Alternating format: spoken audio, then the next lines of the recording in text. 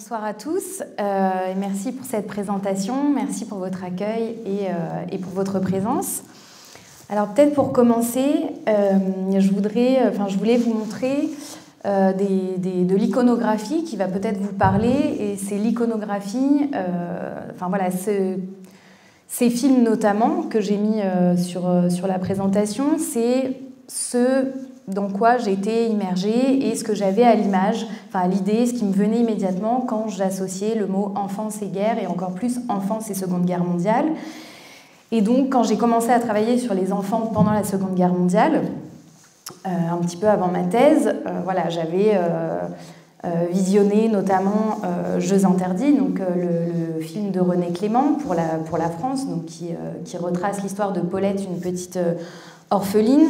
J'avais aussi en tête les films de Roberto Rossellini, notamment Allemagne année zéro, et je vous ai mis une capture d'écran de cet enfant seul et abandonné dans les ruines, mais aussi les films de Vittorio De Sica, notamment Sciuscia, que vous avez aussi sur la slide, ou encore les films de Tarkovsky.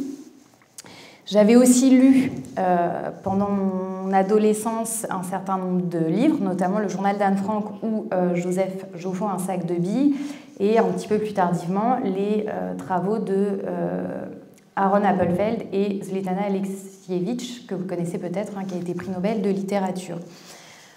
C'est accompagné aussi des images, celles qui circulent beaucoup aussi sur l'enfance en guerre et notamment la Seconde Guerre mondiale. C'est vraiment un moment d'accroissement et de diffusion assez importante de photographies humanitaires, et je vous ai mis quelques extraits ici des photographies de David Seymour, qui est l'un des fondateurs de l'agence Magnum et qui a parcouru l'Europe et qui a photographié ses enfants dans les ruines après 1945. Alors, toutes ces œuvres, elles sont importantes et elles témoignent d'un fait qui est indéniable, à savoir le fait que les enfants ont été massivement victimes durant les guerres du XXe siècle. Et c'est le cas tout particulièrement pendant la Seconde Guerre mondiale, notamment sur le front occidental, parce que moi, c'est l'espace qui m'intéresse. En Europe occidentale, des enfants avaient pu être victimes pendant la Première Guerre mondiale, mais l'essentiel de cette classe d'âge a échappé aux violences directes, alors à l'exception évidemment de ceux qui vivaient dans le nord de la France, mais dans l'ensemble, et là je m'appuie sur les travaux notamment de Stéphane Audouin-Rousseau, La guerre des enfants, et Manon Pignot, Allons enfants de la patrie, qui ont travaillé sur la Première Guerre mondiale. Dans l'ensemble, les enfants ont été mobilisés, intégrés à l'effort de guerre, mais ont été très peu victimes directes. Ils ont été endeuillés également, mais très peu ont été ciblés directement. C'est bien avec la guerre civile espagnole et ensuite la Seconde Guerre mondiale que l'on passe un seuil en Europe occidentale, puisque là, les enfants ne sont plus seulement mobilisés d'un point de vue économique et culturel, mais ils sont aussi massivement ciblés en tant que tels. Ils ne souffrent plus seulement des violences indirectes, donc séparation familiale, faim, froid, mais ils connaissent l'ensemble des violences de guerre qui vont se déployer sur le continent, des massacres à l'extermination en passant par les bombardements. Et les recherches d'ailleurs qui ont porté sur la période de la Seconde Guerre mondiale, elles ont principalement et essentiellement rendu compte de ces expériences les plus extrêmes. Alors vous connaissez ici ce qui s'est passé à Oradour-sur-Glane. Je pense aussi à l'extermination des Juifs. Alors je vous ai mis, il y a eu toute une série de travaux, et là j'ai mis un exemple, notamment les travaux d'Ivan Jablonka, que vous connaissez peut-être, qui a travaillé sur l'enfant soldat. Ces travaux qui ont montré notamment l'expérience de la Shoah. Alors on connaît un petit peu moins l'expérience de l'extermination des nomades, qui aujourd'hui, c'est en train d'être étudié par les historiens. Mais pour vous donner un chiffre, en Europe, 1,5 million d'enfants juifs de moins de 14 ans ont été exterminés. Aussi, il était logique pour moi de m'attendre dans cette recherche donc à trouver de nombreux témoignages douloureux qui faisaient part d'un drame, de traumatisme, d'expériences extrêmement douloureuses.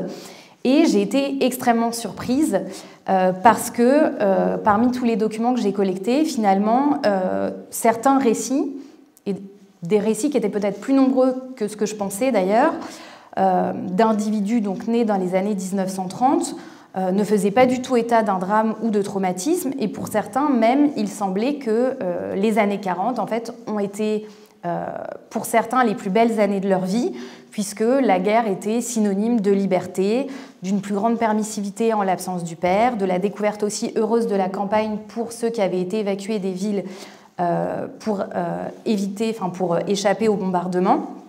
Et donc, je suis tombée sur des témoignages qui étaient très très loin de l'imaginaire que je m'en étais fait et qui existait d'ailleurs aussi parmi les historiens. Et donc c'est finalement cette profonde dissonance entre des récits plutôt joyeux des années 40, ce qui est un peu contre-intuitif, et l'imaginaire que j'en avais. Cette dissonance, cette surprise a été à l'origine de mon travail de thèse, et j'ai voulu savoir un petit peu plus finalement que signifie grandir dans les années 40.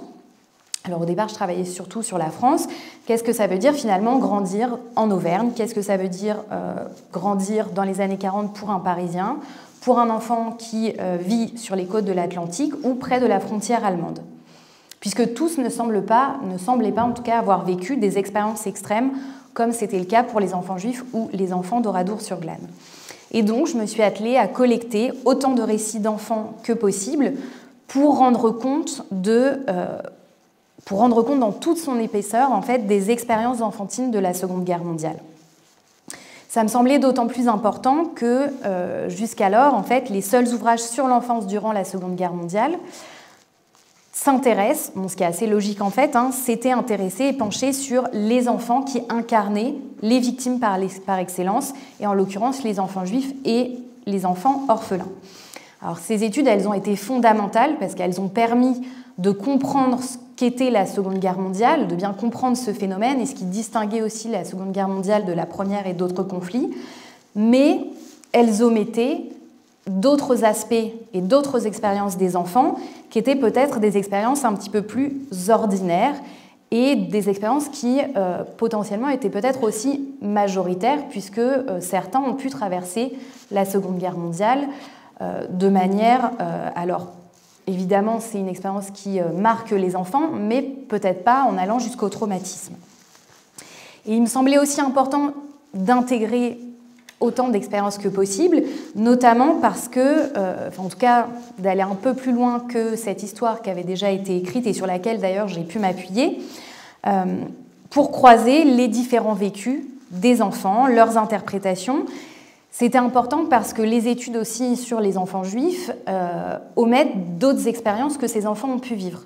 En fait, intégrer la totalité des expériences, si c'est possible évidemment de le faire, c'est aussi rappeler que les enfants juifs n'ont pas vécu que l'expérience de l'extermination, mais ils ont aussi eu faim, ils ont aussi eu froid, ils ont aussi été sous les bombes, et ce sont aussi des expériences communes qu'ils ont partagées avec les enfants qui n'étaient pas ciblés par les politiques nazies. Alors peut-être également, avant de commencer, vous expliquer ma démarche et vous expliquer ce que ça implique chez les historiens d'intégrer les voix des enfants dans des recherches donc historiennes. Alors l'histoire de l'enfance, elle est née en 1960 avec l'analyse pionnière de Philippe Ariès. Donc, je vous ai mis le titre de son ouvrage « L'enfant et la vie familiale sous l'Ancien Régime ». Il est important parce que c'est vraiment un modèle, c'est lui qui a été à l'origine des recherches sur l'enfance en général, non seulement en France, mais aussi dans le monde. Encore aujourd'hui, à l'international, c'est vraiment une référence fondamentale. Et donc, lui, c'est le premier à affirmer que l'enfance peut constituer un objet d'étude à part entière. Alors, évidemment, les premières études, elles ont plutôt porté sur la famille et sur l'école, puisque finalement, c'est seulement à partir des années 90, donc 30 ans après, que les premières études sur l'enfance en guerre ont démarré, avec notamment les travaux de Stéphane Audouin-Rousseau, que j'ai mentionné précédemment, donc l'ouvrage qui est tout à gauche, La guerre des enfants, qui a été publié en 1993 et qui a bien montré, Stéphane Audouin-Rousseau, combien les enfants, et là je le cite, les enfants furent un enjeu caché de la guerre. Et pourtant, ce que souligne Stéphane Audouin-Rousseau dans une seconde édition, donc quelques années plus tard, l'ouvrage a été réédité, il souligne, je cite, en fait, il fait une sorte de mea culpa, ce qui est assez rare en fait chez les historiens.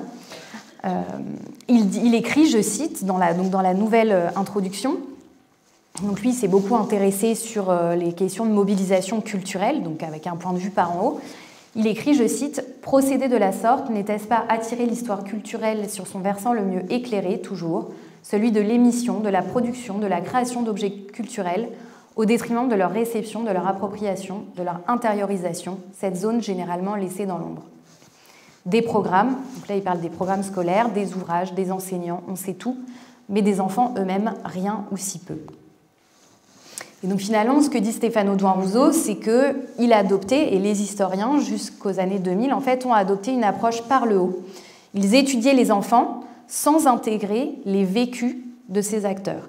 Et il faut donc attendre la décennie 2000 pour que les historiens écrivent une histoire non plus de l'enfance, mais des enfants, et donc qui se place à hauteur d'enfants. Et là, je reprends une expression de Manon Pignot, puisqu'en France, c'est la première à avoir intégré dans les études sur les conflits le point de vue des enfants et donc les sources produites par les enfants.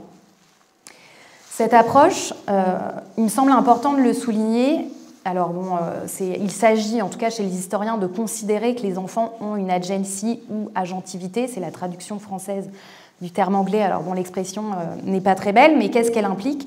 C'est de considérer que les enfants sont aussi acteurs et pas seulement passifs, d'accord? Et finalement qu'il faut prendre au sérieux la parole des enfants. Les enfants ont des choses à dire et il faut les croire. Et non seulement c'est important pour comprendre leurs expériences et leur vécu, mais aussi leur parole peut nous apprendre beaucoup sur la Seconde Guerre mondiale en général. Et donc finalement, c'est aussi la parole des enfants une porte d'entrée vers les expériences de la Seconde Guerre mondiale et à la compréhension d'un phénomène plus général. Et donc moi, c'est dans cette tendance historiographique que je m'inscris. Et la première étape, ça a été justement de collecter un maximum de sources produites par les enfants qui sont nés dans les années 30, comme l'indiquait Marc. Alors effectivement, moi je me concentre, et c'est très important, sur les enfants et non pas les adolescents. En fait, sur les enfants d'âge scolaire, ceux qui étaient, c'est l'âge de l'obligation scolaire, c'est 6-14 ans sur cette période un peu partout en Europe. En fait, ceux qu'on peut appeler les enfants de la guerre. On avait d'ailleurs hésité à appeler l'ouvrage « Les enfants de la guerre » à la place de la Seconde Guerre mondiale des enfants, mais l'idée, c'est vraiment cette génération qui, finalement, grandit pendant la guerre, qui a peu ou pas du tout de souvenir de la paix, et pour qui la guerre, c'est la norme. Et après, la nouveauté, l'extraordinaire, ça va être la découverte de la paix. Donc, je me suis appuyée sur... j'ai essayé de collecter notamment les dessins. Qu'est-ce que ça veut dire, les faire entendre et collecter la voix des enfants? C'est tout simplement essayer de collecter des dessins. Donc là, je vous ai mis 2 exemples de dessins qui rendent compte de l'expérience de l'exode d'enfants qui sont conservés au Musée de l'Éducation nationale à Rouen. Donc les dessins, les journaux intimes, les lettres, les travaux scolaires, les jouets. Là, vous avez un autre exemple avec 2 jouets fabriqués par un jeune Normand après le débarquement de Normandie en 1944. Un dessin encore sur l'exode et un autre exemple donc, de rédaction scolaire d'une enfant qui a été écrite en 1940. Ces sources, elles m'ont emmenée en France. Alors évidemment, c'est assez difficile à collecter.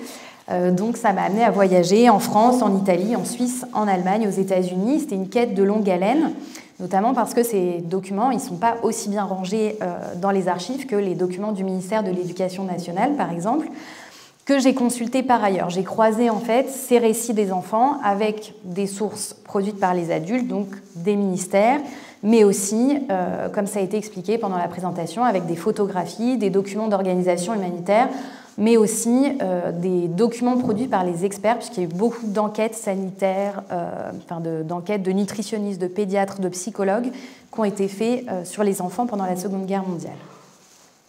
Peut-être un autre petit point de précision avant de vous expliquer, de rentrer dans le vif du sujet. Pourquoi est-ce que j'ai choisi de travailler sur 3 pays ? Eh bien, l'idée a émergé. Au départ, je travaillais sur la France. Quand je suis tombée justement sur ces récits qui commençaient à être assez nombreux d'enfants qui n'avaient pas été traumatisés ou choqués pendant leur enfance, je me suis demandé, est-ce que finalement c'est une spécificité française ou c'est une spécificité des enfants ? Parce que pour rappeler le contexte français que vous connaissez probablement, mais finalement, les combats sont assez courts. Il y a d'abord la drôle de guerre, donc il n'y a pas de combat ni de violence de guerre à proprement parler sur le territoire français entre septembre 1939 et le 10 mai 1940. Puis, en fait, c'est une guerre que l'armée française perd très rapidement. L'armistice est signé en juin 40. Et ensuite, théoriquement, il n'y a pas de combat jusqu'en juin 1944. Et la France n'est plus en guerre, puisqu'elle a signé un armistice. Alors évidemment, il y a les bombardements, mais comparativement, par exemple, au front de l'Est, où il y a une violence continue et permanente pendant la Seconde Guerre mondiale, voilà, est-ce que c'est une spécificité française ou une spécificité enfantine? Et bien, c'est pour ça que j'ai voulu élargir à 3 autres pays, que j'ai choisis notamment parce qu'ils étaient comparables. Alors j'ai comparé les expériences de ces enfants. C'était possible parce qu'ils ont une définition commune de l'enfance. L'obligation scolaire, c'est la même. Et donc, ce groupe d'enfants que j'ai étudié avait un quotidien commun en France, en Allemagne et en Italie, puisque tous les jours, ils vont à l'école. On rappellera qu'une majorité, enfin, c'est une minorité d'enfants qui continuent à faire des études après 14 ans en France dans les années 1940. Il y a une entrée dans le monde du travail qui est beaucoup plus tôt. Ces 3 pays aussi connaissent des difficultés matérielles communes, puisque ce sont les 3 pays en fait, qui concentrent à eux seuls 80% des bombardements alliés. Donc voilà, il y a tout un ensemble d'expériences communes à travers donc, les combats et les bombardements. Et aussi, ce qui m'intéressait, c'est cette double transition, puisque ces 3 pays ont ceci de spécifique, ils partagent une conjoncture politique et institutionnelle inédite, à savoir que les structures étatiques des 3 pays n'ont pas survécu au conflit. Donc les régimes fascistes, nazis et vichistes se sont effondrés au moment de la libération. Ils ont tous les 3 laissé place à un gouvernement provisoire en attendant donc d'avoir de nouvelles élections. Et donc dans les 3 cas, ce qui m'intéressait, c'était le fait puisque je voulais intégrer en fait l'après-guerre, c'est une période qui est de plus en plus étudiée, mais en tout cas dans le cadre des enfants qui ne l'avaient pas encore été. Et donc ce qui m'intéressait, c'était qu'on était non seulement dans un retour à la paix, un passage de la guerre à la paix, mais aussi de l'autoritarisme à la démocratie. Et ça, c'est quelque chose qui est très présent dans les politiques publiques qui sont menées à l'égard des enfants après la Seconde Guerre mondiale. Donc aujourd'hui, moi, je vais vous parler plus spécifiquement des 3 premiers chapitres en fait, de cet ouvrage, alors qui est effectivement un ouvrage de thèse, mais qui a quand même été remanié, réduit et vulgarisé pour que ça soit quand même accessible au grand public. Donc, une première partie de ce livre qui porte sur les expériences enfantines de guerre et de sortie de guerre, donc l'ensemble des années 40.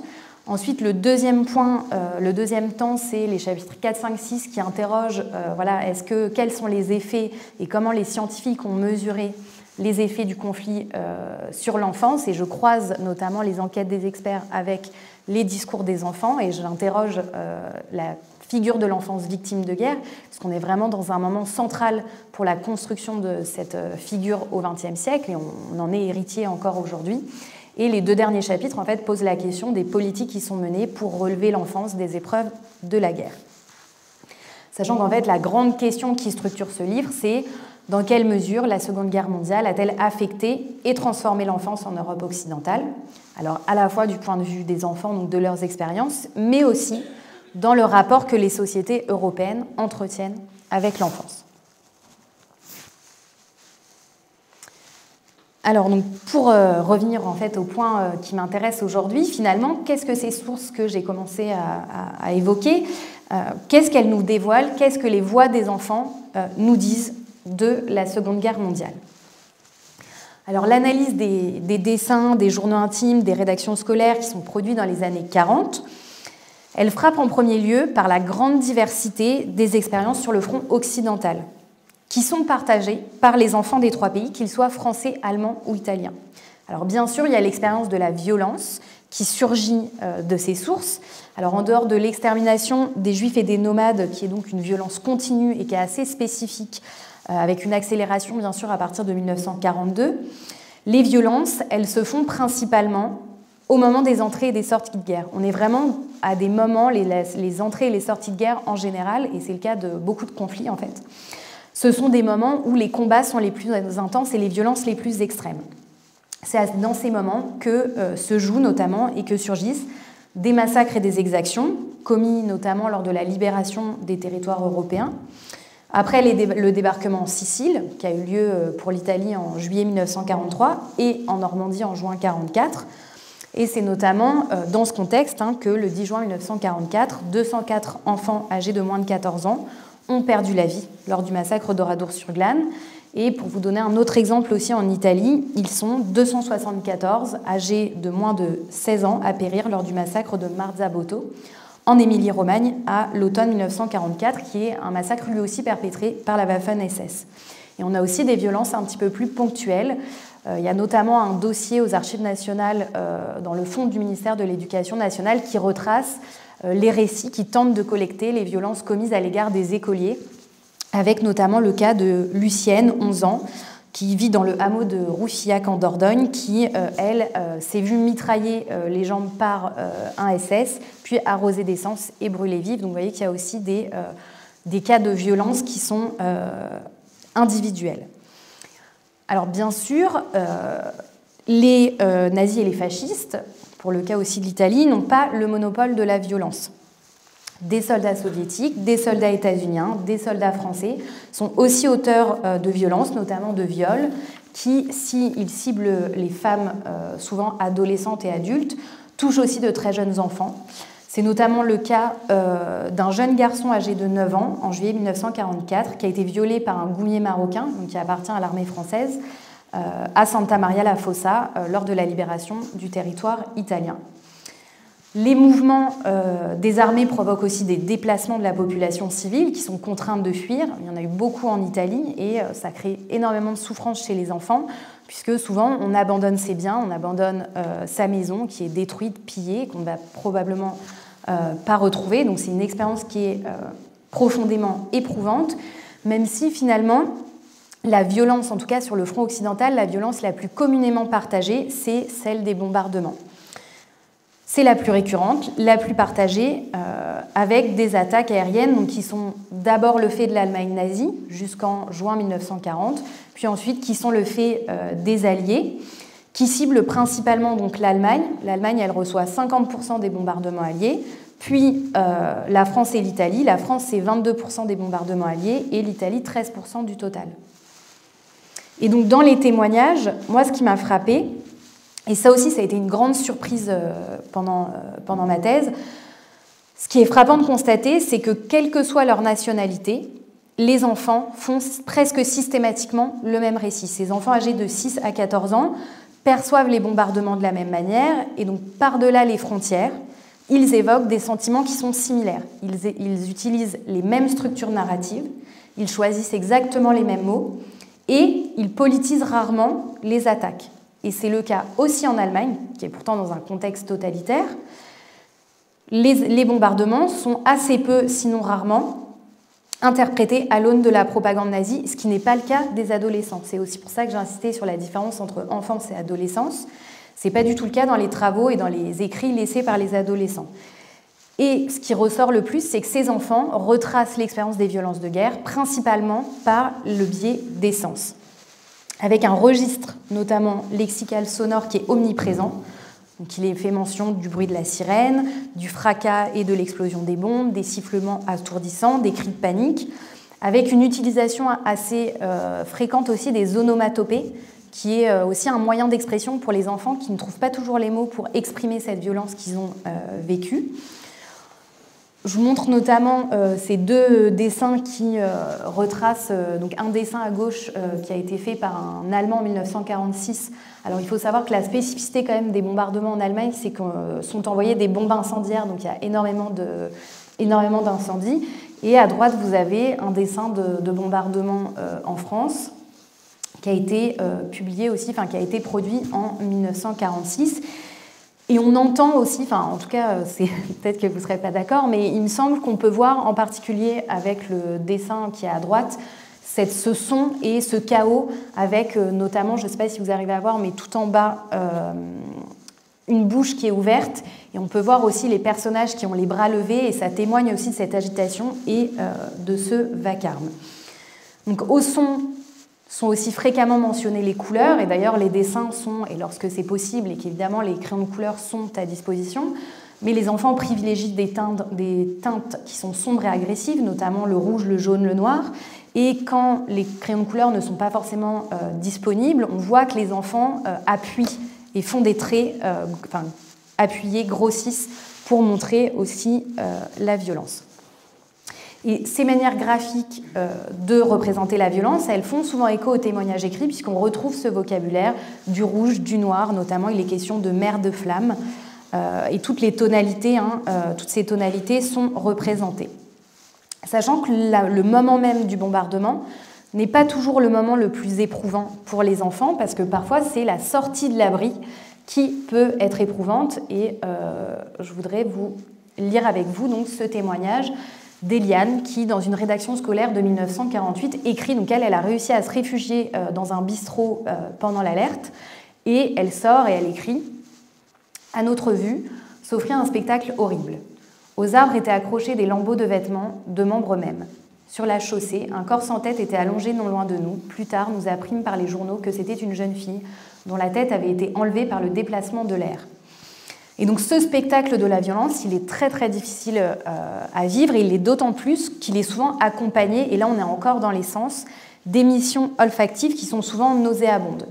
Notamment les enfants relatent souvent l'odeur du bois, l'odeur du métal brûlé, mais aussi l'odeur de corps calcinés ou en décomposition, donc qu'il s'agisse d'êtres humains ou d'animaux, qui les marquent et qui les choquent profondément, notamment parce que parfois des corps sont ensevelis sous les ruines, mais il faut savoir par exemple en Normandie qu'il y a beaucoup de vaches, et au moment du débarquement et des combats de la libération, les vaches elles sont dans les prés, elles sont laissées à l'abandon, et on est sur une période de forte chaleur, donc il faut imaginer aussi ce que ça peut dégager. Ces expériences de violence, elles se traduisent par diverses réactions qui ne s'arrêtent pas après la fin des hostilités, et c'est pour ça que moi j'ai pas voulu m'arrêter en 1945. Les enfants se mettent à sursauter au passage d'un avion. On a une augmentation aussi de ce qu'on appelle l'énurésie de guerre, donc des petits garçons qui ont notamment, c'est surtout les petits garçons qui sont affectés, qui vont se remettre à faire pipi au lit alors qu'ils ont 10 ans, 11 ans, 12 ans, qui attestent, donc tous ces signes qui attestent d'un choc, voire d'un traumatisme, qui dure parfois très longtemps, puisque notamment j'ai travaillé sur un gros corpus de rédaction scolaire écrite en 1956 par des élèves allemands qui ont écrit notamment sur le thème « Souvenirs personnels de guerre et d'après-guerre », avec un élève berlinois qui rend compte notamment de ces effets qui perdurent après la capitulation, puisqu'il écrit que même si la guerre est officiellement finie, je cite « Les garçons se moquaient de moi quand je courais dans la maison lorsque des avions approchaient. » Et s'il a vite compris qu'il n'avait plus besoin de courir parce que les bombardements étaient finis, il note que plus de 10 ans après la fin des hostilités, donc je cite « Même aujourd'hui, on est en 56, il m'arrive de rêver de la guerre. L'autre jour, nous sommes dans la cave et nous sommes terrifiés. Je sors de la maison. Tout autour se trouvent des bâtiments en ruines et en cendres. » Et donc finalement, ce que nous disent ces sources, puisqu'elles sont, en gros, le corpus, pour vous donner à peu près un ordre de grandeur, les rédactions scolaires qui sont les plus nombreuses, j'en ai collecté à peu près 300, et les dessins, il y en a à peu près une soixantaine. Et les journaux intimes, ils sont un petit peu moins nombreux, mais voilà, c'est un corpus qui est assez dense. Et ce qui a été une surprise, c'est que finalement, il y a un ressenti qui est partagé par-delà les frontières de ces violences de guerre, une écriture, une interprétation des événements qui sont tellement proches que lorsque l'on efface le nom et l'origine géographique, il est impossible de deviner la nationalité de l'enfant qui a écrit son expérience de guerre. Et donc finalement, la nationalité, ce que ça signifie, c'est que la nationalité ne semble pas faire sens pour comprendre les expériences des enfants dans l'Europe occidentale. Et c'est pourquoi je parle de communauté d'expérience par-delà les frontières. À mon sens, les enfants d'Europe occidentale forment une communauté d'expérience pendant la Seconde Guerre mondiale. Alors cette communauté, on ne la trouve pas seulement dans les expériences de violence, mais aussi dans d'autres expériences de guerre, notamment les conséquences matérielles de la guerre. Les destructions, le manque de main-d'œuvre, l'inflation, la politique allemande d'occupation impliquent de nombreux prélèvements. Et donc, la nourriture et les biens de première nécessité manquent pendant la guerre. Et finalement, pour répondre à cette situation difficile, les pays européens instaurent tous le rationnement. À travers, alors j'imagine que vous en avez peut-être entendu parler, à travers un système de cartes où la population est divisée en différentes catégories, et notamment, alors les enfants sont divisés, se voient attribuer la lettre J donc pour les jeunes, et les jeunes sont eux-mêmes subdivisés en d'autres catégories. Donc les J1, ce sont les enfants âgés de 3 à 6 ans, puis les J2 sont ceux qui sont âgés de 7 à 12 ans, et les J3, ce sont les adolescents de 13 à 21 ans. Et donc les J1, les J2 et les J3, eux, ils reçoivent des rations qui sont spécifiques et qui sont définies alors, à la fois selon leurs besoins et les biens disponibles, évidemment, dans les différents espaces concernés, dans les différentes régions, dans les différents lenders et dans les différentes provinces. Ces questions alimentaires, elles sont omniprésentes dans les récits. Ça, c'est vraiment quelque chose que j'ai retrouvé quasiment tout le temps et qui marque d'ailleurs pendant des années, que j'ai retrouvé aussi largement, parce que j'ai fait aussi plusieurs interviews d'anciens enfants, dans les années, à partir de 2016, j'ai fait plusieurs interviews de personnes qui étaient nées dans les années 30 et qui revenaient sur cette question alimentaire. Les questions alimentaires, elles infléchissent, elles sont tellement présentes qu'elles infléchissent les jeux des enfants, et c'est ce qu'observent notamment les institutrices. Quand elles font remonter aux inspecteurs d'académie leurs remarques sur ce qui se passe un petit peu dans la cour de récréation notamment. Et il y a un rapport d'inspection de l'Académie de Marseille qui fait plusieurs dizaines de pages et qui est formidable parce qu'on sait ce qui se passe dans la cour de récréation. Et les institutrices notent, donc on peut lire ensemble, je vous ai mis le texte, « Les jeux des filles n'emportent pas moins la marque de l'époque, mais vus sous un autre angle. » Alors en fait, elle revenait avant sur les jeux des garçons qui étaient plutôt des jeux de guerre. Et donc là, on voit bien aussi les différences de genre et la place de chacun peut-être aussi dans les familles. Et donc pour les filles, ce sont les préoccupations d'ordre économique qui s'y reflètent le plus souvent, sans doute parce que les lamentations des mamans trouvent un écho direct dans l'âme de la future ménagère. Leur conversation ressemble alors étrangement à celle des grandes personnes. J'ai fait la queue jusqu'à maintenant, mais j'ai rien eu. Moi non plus, mais je m'en vais vite, mes petits m'attendent. Ah, que nous sommes malheureux. Donc ça, ce sont les discussions des enfants et les jeux des enfants dans les cours de récréation de l'Académie de Marseille. Et elle note l'émergence de nouveaux jeux. On joue à la ménagère, on joue à la queue, on joue au ticket. Et aussi, on imite les enfants imitent les parents qui reviennent bredouilles des courses. Évidemment, les pénuries, ce n'est pas qu'un jeu, puisque les enfants sont... alors, avant peut-être de passer à la slide suivante, je vais juste 2-3 mots sur le dessin, le travail scolaire qui est l'iconographie que je vous présente. C'est un travail scolaire, alors là, c'est à la demande des enseignants, qui demandent de comparer la situation alimentaire avant la guerre et après la guerre. Et donc là, il est question donc, des misères du temps actuel, où en fait on voit, alors je ne sais pas si vous arrivez à apercevoir, il y a des tickets de rationnement qui sont dessinés sur l'image du milieu, et finalement la toute dernière image qui est très sombre, c'est aussi le manque de lumière, puisqu'il faut protéger les vitres, notamment dans les villes, pour éviter d'attirer l'attention des bombardiers. Mais ce qui est une activité qui ne soulève pas l'enthousiasme des enfants et qui est très fréquente, c'est le fait d'aller faire la queue, puisqu'il faut faire de longues queues pour aller essayer de revenir avec à manger. La queue qui est une activité très pénible, qui est très souvent représentée. On voit bien que c'est long parce que très souvent les enfants dessinent des personnages qui sont assis, et donc on emmène sa chaise, on emmène son tabouret pour faire la queue. Donc par tous les temps, comme on peut le voir, là ce sont des exemples, mais en fait il y a des dizaines de dessins qui représentent la queue, et dans les 3 pays d'ailleurs. Sachant que là il y a une petite différence à noter entre les enfants qui grandissent dans les villes et les enfants qui grandissent à la campagne, puisque ceux qui grandissent à la campagne sont quand même un peu plus chanceux, notamment parce que les potagers permettent de produire quelques légumes, d'avoir des œufs, de pouvoir faire du troc aussi avec les voisins, même si évidemment les enfants de la campagne n'échappent pas aux activités de collecte de champignons, de fruits, ou à l'élaboration de potagers scolaires aussi, et à la chasse aux dorifores et autres nuisibles qui sont organisés par l'institution scolaire, et ça on le retrouve dans les 3 pays. Ils peuvent aussi, ces enfants qui grandissent à la campagne, avoir davantage accès au bois pour se chauffer, puisqu'en fait on manque de tout, pas seulement de l'alimentation, mais aussi des biens de première nécessité et des moyens de se chauffer. Et en revanche, en ville, la situation est beaucoup plus difficile. On a des pénuries de charbon, des pénuries de savon, de vêtements, de chaussures. Sachant qu'au-delà de cette variable géographique, est-ce qu'on vit à la ville ou à la campagne, il y a aussi un facteur qui est important, c'est l'origine sociale, puisque si vous faites partie d'un milieu social aisé, vos parents peuvent aller se fournir sur le marché noir, ce que ne peuvent pas les enfants, les parents des enfants de familles les moins favorisées. Et ces difficiles conditions de vie, qu'est-ce qu'elles font? Eh bien, tout simplement, elles ont des conséquences sur les corps des enfants, puisqu'elles les affaiblissent, et à la fois les pédiatres, les nutritionnistes, les scientifiques, mais aussi les instituteurs observent que les enfants sont fatigués, ils sont anémiés, ils sont carencés, sous-alimentés, ils tombent aussi plus fréquemment malades. Et les années 40, pas seulement jusqu'en 45, mais au moins jusqu'à la fin des années 40, c'est une période avec un accroissement de la tuberculose, de la poliomyélite, de la coqueluche, de la scarlatine, des maladies en fait infectieuses, un accroissement aussi des poux ou des maladies de peau. Et les pédiatres observent aussi des retards de croissance avec des aménorrhées chez les jeunes filles, donc qui n'ont plus leurs règles, et des difficultés sanitaires qui s'accroissent à mesure que les médicaments manquent.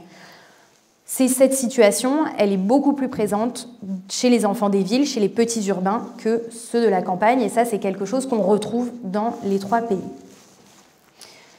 Enfin, et là je vais passer beaucoup plus vite dessus, je ne vais pas m'attarder dessus, mais une autre expérience centrale aussi qui surgit dans les témoignages des enfants, c'est les conséquences de la guerre sur les relations, et notamment les séparations familiales avec les départs des pères, notamment ceux qui sont faits prisonniers de guerre, dans le cas de la France, mais en Allemagne et en Italie, les pères continuent de combattre à l'Est, et à cet égard, on pourra rappeler qu'il y a plusieurs millions de soldats italiens et allemands qui meurent sur le front de l'Est, mais aussi les parents qui sont déportés, qui sont arrêtés. Je pense aussi aux opposants politiques et pas seulement aux résistants. Donc les familles sont fragilisées et les enfants sont marqués par ces séparations familiales. Alors, ceci étant posé, tous les enfants, quelque chose qui m'avait surpris, c'est que manifestement, dans ces sources produites par les enfants, tous ne réagissaient pas de la même manière. En fait, très vite, j'ai distingué 2 types de récits. D'un côté, des récits qui étaient plutôt, qui attestaient de ces expériences de violence et d'une expérience d'un choc et d'un traumatisme, mais j'ai trouvé aussi beaucoup de témoignages avec des récits dans lesquels la guerre n'était pas nécessairement effrayante et en tout cas, elle n'était pas synonyme de souffrance. Ça se voit très bien dans les récits, en fait, dès les récits de la déclaration de guerre, où on constate que les enfants sont excités. Ils suivent l'avancée des armées sur les cartes, ils ont l'impression de vivre une aventure. Il y a notamment Jacqueline Jacqueline que j'ai interviewée, qui est née en 1935 et qui se souvient. On avait totalement conscience de la guerre, on la suivait de près et la guerre elle-même était un jeu parce qu'on avait des cartes de géographie, qu'on suivait les avancées des armées d'un côté, de l'autre on mettait des petits drapeaux. Et dans les 3 pays que j'ai étudiés, j'ai été frappée de constater que tout au long du conflit, l'attractivité, elle perdure. Notamment les bombardements qui sont particulièrement attractifs la nuit, puisque pour les enfants, ils s'apparentent à des feux d'artifice. Et d'ailleurs, je vous ai mis quelques extraits, notamment à gauche, en dessous du témoignage de Jacqueline T, c'est le témoignage de Carlo, donc un Italien, qui raconte donc les fusées éclairantes illuminaient l'horizon de Turin et des petites villes de la ceinture industrielle. C'était un spectacle sensationnel. Ça, ce sont ses souvenirs de guerre. Et sinon, une lettre écrite, alors là c'est vraiment surprenant, qui est écrite le 6 juin, juste après le 6 juin 1944, et la fillette en fait revient, elle écrit à ses parents et elle revient sur ce qui se passe sur les côtes normandes, sur les côtes du Calvados, ce qu'elle voit dans la nuit du 5 au 6 juin, donc au moment du débarquement. Chers parents, le 5 juin au soir, alors que nous venions de nous coucher vers 11h, 11h30 peut-être, un vol intense d'avion se fit entendre. Je me lève pour regarder au travers des volets. Le spectacle est féerique. Un véritable lancement d'étoiles dans toutes les directions. Donc ça, c'est un témoignage qu'on retrouve d'ailleurs aussi au Royaume-Uni et dans d'autres pays européens. Les bombardements, les armées présentes, les avions qui passent dans le ciel soulèvent la ferveur des plus jeunes. Ils nourrissent leur imaginaire et leurs pratiques ludiques avec des enfants qui s'adaptent donc et qui créent de nouveaux jeux. En Allemagne, par exemple, les enfants se sont mis au jeu des Stuka, qui est en fait le nom des bombardiers de la Luftwaffe, tandis qu'à Marseille, notamment, donc là je m'appuie toujours sur ce témoignage, sur ces récits d'instituteurs, les garçons jouent le jeu de la rafle policière, et là je cite, ce qui ennuie les filles, car ils demandent toujours les papiers, et quand on les montre, ils leur disent « ils ne sont pas bons » et les emmènent en prison. Donc les filles, elles ne sont pas contentes parce que les garçons les emmènent en prison. Les élèves aussi imitent le bruit des avions. Les soldats de la Wehrmacht, ils jouent aux blessés, ils jouent à l'infirmier, sachant aussi que les alertes, alors au-delà de l'attractivité, la guerre relève d'une forme de banalité et d'ordinaire pour les enfants. Et ça se voit notamment donc dans ce témoignage de Jacqueline T que j'ai déjà mentionné précédemment, donc elle qui est à Paris, et pour elle c'est tout à fait ordinaire en fait les alertes. Elle me racontait. Donc, il y avait des alertes continuelles à Paris. Chaque fois que les avions passent au-dessus de la ville, pimpon, les signaux d'alarme, tous aux abris. On descend à la cave, la classe avec l'institutrice. Dans des caves, vraiment, on ne peut rien faire. Il y a une pauvre ampoule qui éclaire rien du tout. On peut faire du calcul mental. L'institutrice interrogeait les élèves et au bout d'un moment, elle est fatiguée, la pauvre femme. Alors nous, qu'est-ce qu'on a fait? On sort les jeux de cartes de nos poches et on tape le carton. On a énormément joué aux cartes pendant les bombardements. Et on pourrait d'ailleurs multiplier les exemples. Un jeune Italien, dans son journal intime, s'amusait ainsi à compter les passages d'avions par jour et à reconnaître les avions au son sans les regarder. Ou un journal intime d'une jeune fille de Caen en juin 1944, donc vraiment au moment des combats de la Libération. Elle note que son voisin trouve très amusant de calculer la distance entre le bruit de la bombe et l'explosion, un peu comme quand il y a un éclair et le tonnerre. En fait, il calcule pour savoir si la bombe est loin ou si elle tombe près. Et donc finalement, on a bien deux grands types de discours, avec d'un côté des enfants qui manifestent une forme d'insouciance, de la fascination, voire de la lassitude aussi, parce que certains enfants en ont marre de se lever la nuit. Alors au départ, il y a une excitation, et puis quand ils ont envie de dormir, quand c'est la 15e, 16e, 20e fois qu'ils descendent, il y a une lassitude qui se met en place. Et de l'autre, des témoignages qui expriment des sentiments de douleur et d'effroi. Et donc finalement, la question que je me suis posée, arrivée à ce stade de la recherche, c'était comment on peut expliquer que des enfants d'âge scolaire vont plutôt écrire un témoignage qui appartient à l'un de ces deux groupes, comment interpréter une telle différence de ressenti. Alors déjà, pour bien le comprendre, et là c'est le réflexe d'historien, l'idée c'est aussi de se replacer dans la société française et européenne des années 40, puisque les sociétés européennes sont différentes d'aujourd'hui. Notamment parce que les sociétés françaises, et encore plus d'ailleurs allemandes et italiennes, là pour des objectifs d'embrigadement, étaient beaucoup plus marquées par le fait guerrier qu'aujourd'hui. En 1939, les enfants baignent dans les récits de la Première Guerre mondiale. La Première Guerre mondiale, elle est omniprésente. Déjà, elle est présente dans l'espace public. Les mutilés de guerre se déplacent encore. Il y a des monuments aux morts, il y a des cérémonies. Chaque famille aussi a un récit sur la Première Guerre mondiale qui s'est en fait achevée 20 ans seulement avant la Seconde Guerre mondiale. Alors qu'aujourd'hui, on a deux générations. Les enfants d'aujourd'hui, la Seconde Guerre mondiale est éloignée d'au moins 2 générations, sinon 3. À cette présence mémorielle forte s'ajoutent aussi des enfants qui sont tenus au courant de l'actualité, notamment la presse, j'ai pu éplucher la presse spécialisée destinée aux enfants, évoque l'actualité immédiate du conflit, à la fois la Première Guerre mondiale, mais ensuite quand la Seconde se déclenche, l'actualité. Ça passe aussi par une présence à travers les jeux. Il y a beaucoup de jouets qui sont proposés aux enfants avec une adaptation qui est quasi simultanée. Dès 1940, on peut jouer à la ligne Siegfried. Les Allemands, par exemple, je crois que c'est en 1942, peuvent rejouer une bataille de 1941. Là, je vous ai mis un exemple d'une planche à découper qui a assez bon marché, qui a été produite en 1944 à l'automne 1944, et après il y en a eu beaucoup en 1945, mais qui permettent en fait de rejouer. Donc on découpe en fait les petits personnages et après on les déplace comme des pions dans un décor, et ça permet de rejouer ici le défilé de la victoire. Mais on a aussi des planches qui traitent du maquis, des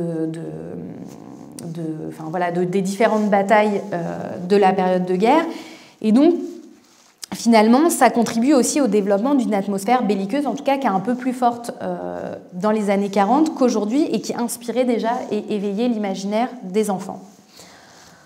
Ce qui peut expliquer aussi que certains enfants aient tenu aussi la guerre à distance, c'est que les enfants d'âge scolaire ont été en partie tenus éloignés physiquement du conflit.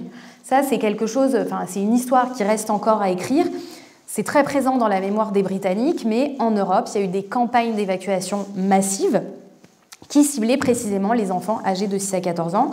En France, il y a à minima un demi-million d'enfants qui ont été, notamment ceux des côtes atlantiques, donc du mur de l'Atlantique, qui ont été évacués, et aussi des villes qui étaient ciblées par les bombardements, à travers notamment l'œuvre des petits réfugiés qui est créée en 1943.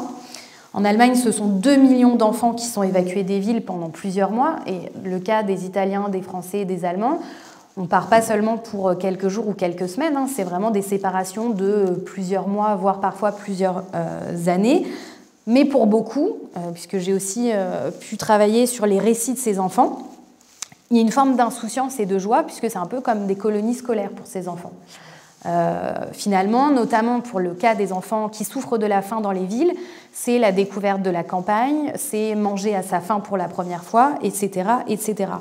Et ces évacuations, d'ailleurs, elles expliquent pourquoi, dans les statistiques, et ça avait été aussi une surprise, alors j'ai eu pas mal de surprises quand même pendant cette recherche, en fait, j'avais été surprise de constater que les statistiques de mortalité, elles augmentaient assez peu, sinon pas du tout. En fait, la mortalité des enfants âgés de 6 à 14 ans, elle augmente très peu, sinon pas pendant les années 40. Donc ça m'avait surprise, et en fait, ça s'explique en partie par le fait que, tout simplement, cette tranche d'âge spécifique, soit elle est à la campagne, et donc dans ces cas-là, il n'y a pas les bombardements, soit elle est évacuée, et donc elle est tenue à distance physique de la guerre. Évidemment, là, j'ajoute quand même une précision, c'est à l'exception notable des enfants juifs et des enfants nomades.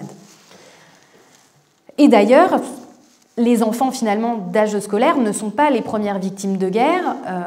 Dans les statistiques de mortalité, ceux qui sont le plus représentés, ce sont les adultes actifs et notamment les hommes, ce qui peut paraître contre-intuitif. Alors dans le cas de l'Allemagne et de l'Italie, c'est parce qu'ils meurent sur le front, mais en fait en France, il y a aussi beaucoup d'hommes qui restent dans les villes parce qu'ils doivent faire fonctionner la machine productive, avec aussi une mortalité assez forte chez les personnes âgées. Et donc finalement, les enfants d'âge scolaire, donc là je passe rapidement sur la démonstration, mais ce qu'il en ressort, c'est que les enfants ont massivement souffert, mais moins que les autres catégories de la population.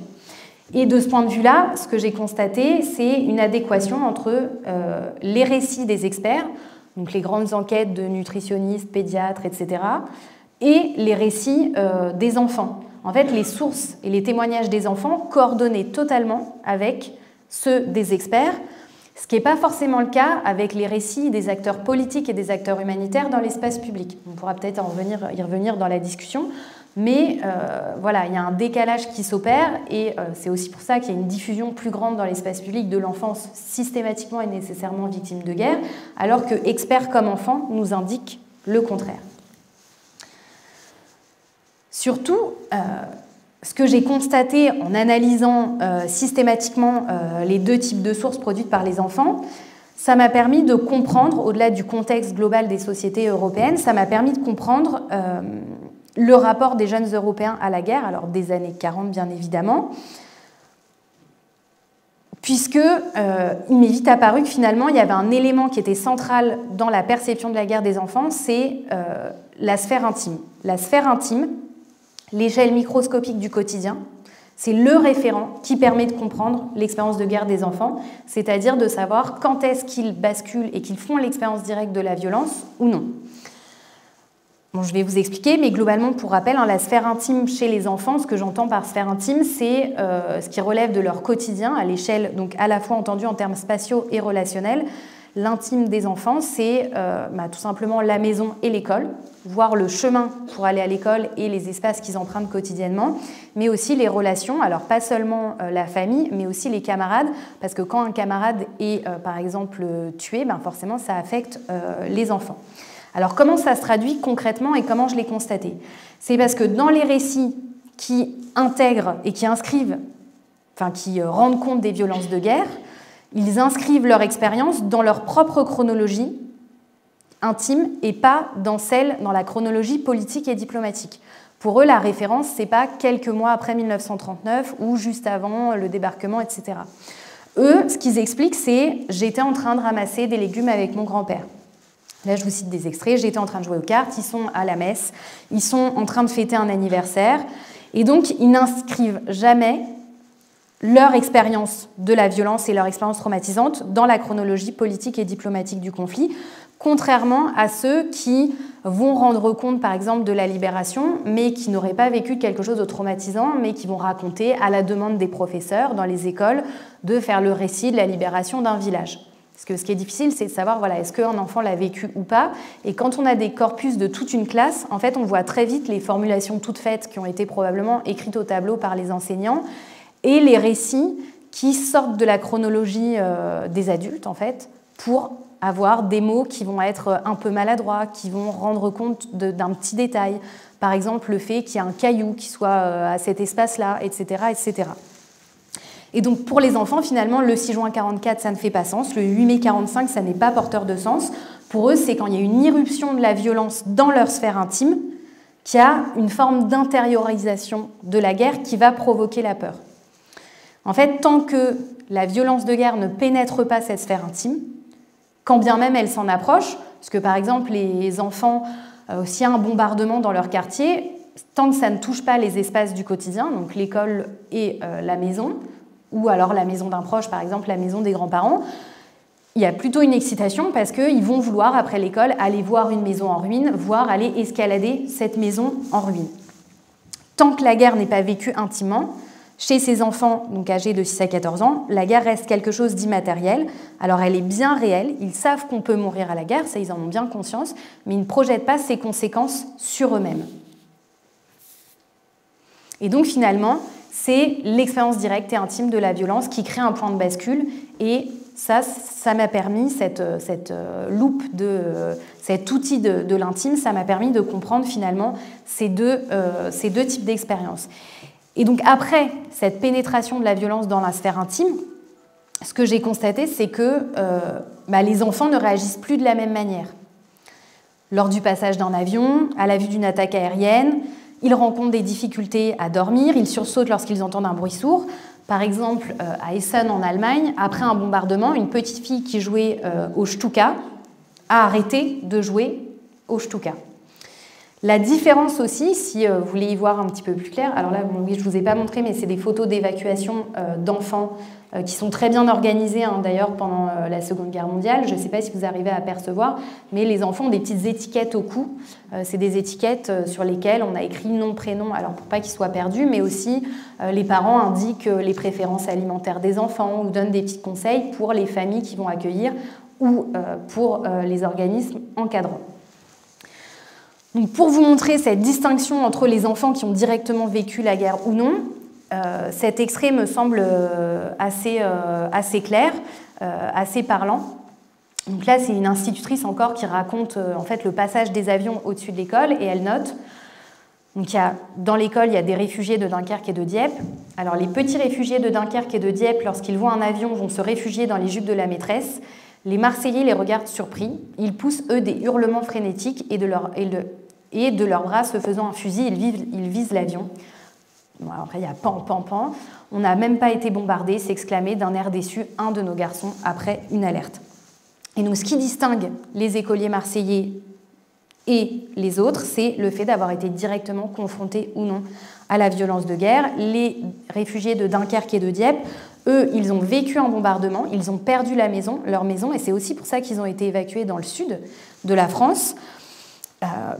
Et les seconds, du même âge, eux, n'ont aucune expérience directe de la violence de guerre, même si, eux, l'école, en fait, elle est située juste à côté d'un camp d'entraînement de la Wehrmacht. Et donc, ils voient les Allemands s'entraîner, les soldats s'entraîner, ils les imitent, en fait, eux, ça les amuse. Et donc, finalement, même en étant tenus au courant de l'actualité, des événements nationaux, et en voyant cette guerre matérielle à travers les soldats allemands, eux, ils sont déçus de ne pas avoir été bombardés, puisqu'à leurs yeux, ils auraient vécu une véritable aventure. Bon, alors, finalement, au-delà de cet écart, j'ai réussi à aller encore plus loin dans l'analyse de ces sources, et elles m'ont permis de mieux saisir le rapport des enfants à la guerre dans les années 40. Et là, vous allez comprendre, en fait, pourquoi j'ai choisi ces bornes 1943-1949. L'expérience intime de la violence, elle entraîne bien plus qu'un changement de comportement. Le récit des enfants, ce qu'il témoigne, c'est qu'elle provoque aussi une prise de conscience, déjà, et les enfants l'expriment, cette prise de conscience. Et de cette prise de conscience découle en fait une nouvelle perception du conflit.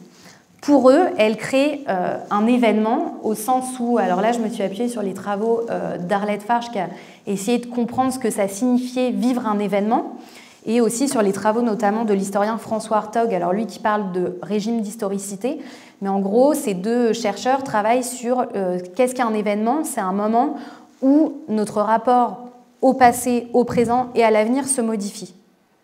Avec par exemple, chez les enfants, ça va se traduire à partir d'une date, le passé devient idéalisé, alors qu'il ne l'était pas forcément avant.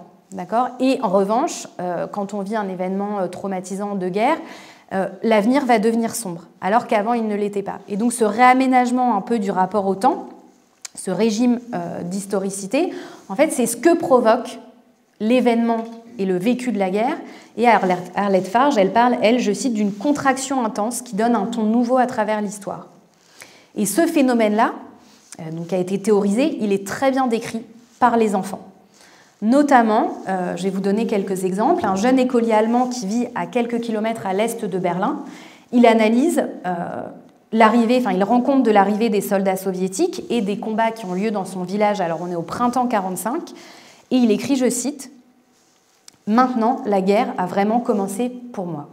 Et un de ses camarades exprime un sentiment à peu près similaire quand on lui demande, donc là c'est dans la série de rédaction où on demande de raconter ses souvenirs de guerre et d'après-guerre, il note « La guerre a commencé pour moi », et donc il commence son récit à cette date-là. La guerre a commencé pour moi avec l'impact des premiers obus russes à Rappen. En fait, Rappen, quand j'ai regardé les premiers obus, Rappen c'est un village près de Francfort-sur-l'Oder et les bombardements c'est 1945. Et donc lui, quand on lui demande de raconter ses souvenirs de guerre, il commence ses souvenirs au printemps 1945. Et donc cette confrontation intime et directe de la violence, elle fait basculer les enfants dans l'expérience de guerre. Pour eux, c'est l'entrée en guerre. Or, ce que j'ai constaté, donc je me suis dit, bon, alors finalement, quand est-ce que les enfants entrent en guerre ? Et pour essayer de le comprendre, parce que les enfants ne donnent pas toujours de date précise, j'ai essayé de restituer quand les violences arrivent le plus massivement et le plus fréquemment sur les 3 territoires que je suis en train d'étudier. Et c'est ce que j'ai constaté, c'est que finalement, la violence, elle est assez tardive. Alors là encore, à l'exception des enfants juifs et nomades qui sont persécutés dès 1939-40, voire avant dans le cas des enfants allemands. Mais les violences de guerre, elles sont assez tardives, oui, et aussi évidemment à l'exception de l'exode de 1940. Mais si on prend l'exemple des bombardements, alors là, je ne sais pas si vous allez très bien réussir à voir, parce que c'est vrai que je me rends compte que les chiffres sont un petit peu petits, mais la majorité des bombardements, en fait, ils ont lieu à la fin du conflit, donc c'est par année, et ce qu'on peut constater, c'est que 1944 concentre à elle seule 87% des bombardements en France. C'est à peu près les mêmes pourcentages pour les 3 autres pays, et c'est aussi l'année qui concentre près de 70% des décès, avec également aussi un nombre important, une augmentation à partir de 1943. À partir de 1943, en fait, on a une multiplication des bombardements. On a aussi le débarquement en Sicile avec le début des combats pour l'Italie, le début des exactions et des massacres aussi sur le territoire italien. Ensuite, en 1944, on a le débarquement allié, alors en juin, puis après, à l'été, le débarquement de Provence, où on va avoir aussi, c'est le moment des combats et des exactions et des massacres. Et en Allemagne, les combats, en fait, commencent en 1945. Sachant que dans l'ensemble, dans les statistiques des victimes, l'ensemble des victimes, une majorité des victimes civiles sont sur les années 1944 pour la France et l'Italie et 1945 pour l'Allemagne. Et donc finalement, ce que j'ai constaté, c'est que si cette violence, elle affecte les enfants principalement à la fin de la guerre, ça veut dire que leur entrée en guerre, elle est beaucoup plus tardive et donc qu'une majorité des enfants entrent en guerre à partir de 1943 et même certains 1943, 44 ou 45. Donc voilà l'explication du choix des bornes. Alors évidemment, pour ceux qui vivent à Turin et qui sont sous le bombardement de Turin en 1940 ou pour ceux qui sont à Boulogne-Billancourt en 1942, l'entrée en guerre, elle se fait en 1942. Ça dépend des expériences individuelles. Néanmoins, pour une majorité d'enfants, dans les 3 pays, l'entrée en guerre, elle est beaucoup plus tardive. Et en miroir, eh bien, la sortie de guerre, elle est beaucoup plus tardive aussi, puisque si les bouleversements intimes sont des marqueurs d'entrée en guerre, ils sont aussi des marqueurs d'entrée dans la paix, puisqu'en la matière, les récits et les témoignages des enfants, ils sont aussi très éloquents et très explicites. Pour ces enfants, alors je rappelle que les enfants qui sont nés dans les années 30, et surtout ceux de la seconde moitié des années 30, au moment de la libération, ils n'ont pas de souvenir de la paix. Et donc pour eux, la guerre, c'est la norme, et pour eux, la paix, finalement, c'est les récits qu'ils ont entendus dans la bouche des parents. Et donc finalement, alors certes, les récits font état d'une joie assez forte, et ce qui est assez frappant d'ailleurs, c'est que pour la catégorie des 6-14 ans, c'est aussi le cas en Allemagne. L'arrivée des soviétiques et l'arrivée des alliés, elle provoque un soulagement et en majorité de la joie chez les enfants allemands, alors que la société allemande, et notamment les adolescents et les adultes, ne l'interprètent et ne le vivent pas de la même manière. Il y a des vagues de suicides en Allemagne avec des villes, notamment il y a l'historien Emmanuel Droit qui a travaillé sur la ville de Demmin où une grande partie de la population s'est suicidée collectivement au moment de la capitulation. Et là, on est dans un récit complètement différent du point de vue des enfants. Et donc il y a une joie, évidemment, au moment de l'arrivée des Alliés, mais les enfants, enfin ce qu'attestent les témoignages, c'est qu'ils sont assez déçus. Très rapidement, ils sont déçus. Notamment parce que ça ne correspond pas du tout à ce que leurs parents ont dit. Alors je vais revenir sur les photographies, mais notamment c'est le tout dernier témoignage de Jean-Claude D qui se rappelle, donc là c'est un témoignage écrit, qui a été écrit dans les années 90, et il souligne « Ce qui m'étonna le plus, ce fut que les restrictions continuèrent ». En fait, pour beaucoup d'enfants, c'est étonnant parce qu'ils continuent à avoir faim, ils continuent à avoir froid. Ils s'attendaient à un changement rapide de leur quotidien et la présence de la guerre, encore visuellement, elle maintient ces pénuries, ces difficultés, elles maintiennent les enfants dans un état de guerre qui étire le temps de la Seconde Guerre mondiale. Alors finalement, pour les enfants, qu'est-ce que ça signifie la paix? Il y a 3 grands marqueurs. D'abord, la paix, c'est tout simplement quand les traces de guerre, elles disparaissent. Là, je vous ai mis 2 photographies pour en fait se remettre aussi en tête ce que sont les paysages des 3 pays européens bombardés en 1945 et en fait jusqu'à la fin des années 40, surtout dans les villes. Les villes, elles sont en ruine. Il y a des carcasses d'engins, on peut le voir notamment sur la photographie de droite avec un char renversé. Le char, il ne disparaît pas comme par magie en 1945. Il y a des ruines, les infrastructures, elles sont détruites. Il y a aussi des dangers de guerre qui se maintiennent, et ça c'est particulièrement vrai pour les enfants, notamment, et vous pouvez le voir sur l'affiche, alors c'est une affiche en italien, c'est une affiche de prévention contre les mines et les engins explosifs qui sont destinés aux écoliers italiens. Les enfants, eux, ils circulent dans les ruines, ils manipulent les engins explosifs, les armes abandonnées par les armées alliées, et ça crée énormément d'accidents, de morts et de blessures. On considère qu'il y a à peu près 5000, alors c'est assez difficile à évaluer pour la France, mais il y a environ 5000 enfants qui sont mutilés, non pas de la guerre, mais de l'après-guerre, puisqu'en fait ces accidents ont lieu après 1945. Et en Italie, il y a même un mot qui a été inventé pour ça, parce que ça concerne au moins 18 000 enfants. Alors là, c'est les 18 000, c'est ceux qui sont considérés comme mutilés, donc pas ceux qui ont succombé à leurs blessures. Et les Italiens ont inventé donc le mot mutilatini, donc littéralement les petits mutilés. Donc la guerre, elle reste présente pour les enfants dans les paysages, dans ces dangers, et dans leur quotidien tout simplement. Donc là, on voit, je vous mets quelques photographies, mais les paysages des villes en Europe, et là on voit encore cette distinction entre vivre à la ville et vivre à la campagne pour les entrées et les sorties de guerre. Une famille qui vit à Caen dans les décombres de sa maison. Là, vous pouvez voir que les dates, elles sont assez tardives. Là, on est en 1948 en Italie, avec à gauche une famille qui est contrainte de vivre dans ce qu'elle a réussi à reconstruire de sa maison bombardée. Et à droite, à Naples, il y a beaucoup dans la région de Naples. La plupart des familles vont se réfugier dans les grottes et y vivent en attendant la reconstruction. En Allemagne, il y a beaucoup de bunkers qui sont investis et dans lesquels les familles vivent évidemment avec la promiscuité et tout ce que ça implique. Et je vous ai mis aussi une photographie qui me semble très parlante de Caen en Normandie en 1944. Alors là, il faut savoir que ça a été déminé et déblayé. Donc il y a les axes routiers, mais il faut donc déblayer, déminer, faire des plans de reconstruction à l'heure où les pénuries existent. Le deuxième élément pour la paix, c'est évidemment la réunion des familles avec un retour des pères qui s'échelonne. Alors en 1945, il est rapide, il se fait majoritairement en 1945, mais en Allemagne et en Italie, c'est plutôt autour de 1948, voire un peu plus longtemps. Le dernier prisonnier de guerre allemand revient de l'Union soviétique en 1955. Et donc, ce qui nécessite un réaménagement aussi au sein des familles. Et enfin, et surtout, donc voilà, je vous ai mis un dessin qui a été fait par un écolier français qui relate le retour de son père dans sa famille et la joie que ça a suscité. Et également, la paix, c'est tout simplement manger à sa faim, ne plus avoir froid. Et donc, la fin des difficultés matérielles, sachant que dans les 3 pays, le rationnement, il dure jusqu'en 1949. Et peut-être, il me semble important de rappeler qu'en 1946-1947, la situation est très difficile en Europe. Elle est plus difficile même que pendant la guerre, puisqu'on est à la fois sur l'un des hivers les plus froids du XXe siècle, donc il faut s'imaginer ce que ça veut dire pour les enfants qui vivent dans les ruines.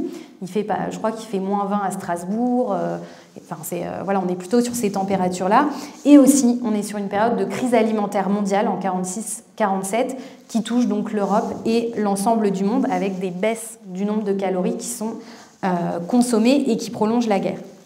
Et finalement, peut-être préciser pour finir que l'après-guerre, ce prolongement de la guerre aux yeux des enfants et ce maintien des difficultés fait que la guerre a parfois été, l'après-guerre, a été plus dure que la période de guerre elle-même pour les enfants. Et c'est particulièrement le cas pour certains enfants qui, après-guerre, apprennent le deuil, la mort de leurs parents. Et là, je pense notamment au cas de beaucoup de récits d'enfants juifs et notamment d'enfants cachés qui, pour eux, la guerre, elle commence, la rupture, c'est à partir de 45, 46, 47, quand ils apprennent que leur famille a été décimée. Alors peut-être en 1 minute, si j'ai le temps de conclure, si vous avez encore un petit peu de jus. Que retenir de tout ça ? Déjà qu'il y a une grande diversité des expériences des enfants de la Seconde Guerre mondiale, une très grande diversité qui dépendent de plusieurs variables. Alors évidemment la religion, ou le fait d'appartenir à une catégorie qui est visée par le régime nazi, le genre aussi, l'ancrage territorial, est-ce qu'on vit à la ville ou à la campagne, ou proche d'un maquis et des zones de combat ou non. L'origine sociale est très importante pour pouvoir réparer sa maison, aller sur le marché noir, avoir une maison secondaire quand sa résidence principale est détruite. Mais surtout que parmi toutes ces variables, chez les enfants, la nationalité, ce n'est pas une variable pertinente. Et ça, c'est quelque chose qui m'avait assez frappée. Les expériences, elles sont similaires par-delà les frontières. Et un enfant allemand, concrètement, qu'est-ce que ça veut dire ? C'est qu'un enfant allemand qui grandit en ville a une expérience de guerre beaucoup plus proche d'un enfant français qui grandit en ville qu'un enfant allemand qui grandit à la campagne. Et l'autre élément, donc finalement, c'est que par-delà toutes ces différences, tout de même, ce que j'espère vous avoir démontré et convaincu, c'est que les enfants, par-delà toutes ces expériences, constituent une communauté d'expériences, par-delà aussi les frontières, avec une Seconde Guerre mondiale qui n'est pas la même, une expérience qui n'est pas la même que celle des adultes ou d'autres groupes, notamment c'est le cas des adolescents. Et donc une Seconde Guerre mondiale qui se retrouve en décalage avec les adultes, qui va non pas commencer en 1939 et finir en 1945, mais en majorité commencer en 1943 et finir en 1949. Je vous remercie.